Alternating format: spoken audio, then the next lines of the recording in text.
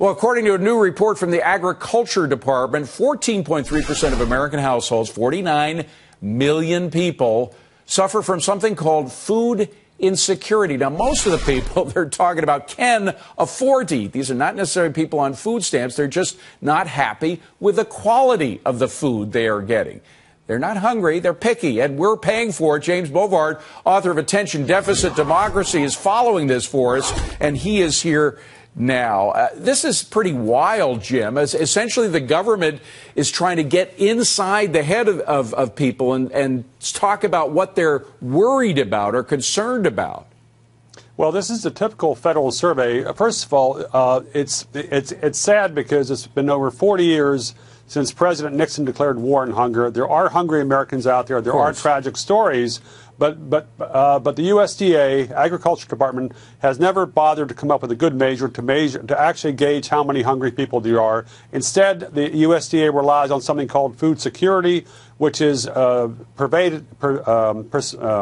shown in the media to act like it's actually hunger. It foments a crisis. President Obama exploited this and said that the numbers show rising hunger. Those numbers don't show that.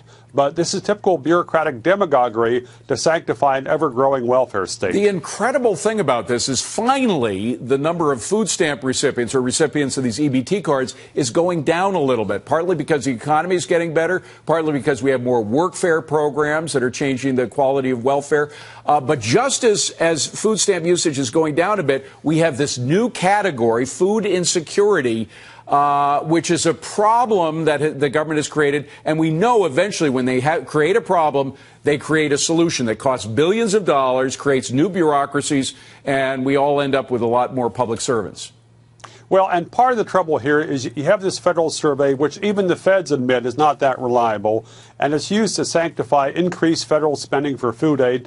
According to USDA, over 100 million Americans are now being fed by receiving food from the federal government. And there's been a sharp increase in food stamps at the same time that food insecurity has increased. So it should be obvious the current programs are failing to solve the problem they were created to solve, and yet politicians want to sanctify the increased spending. And again, to get into this inside people's heads and figure out what makes them feel insecure. It's not an actual condition. It's something new, something totally created. Even in the realm of psychiatry, it's something new.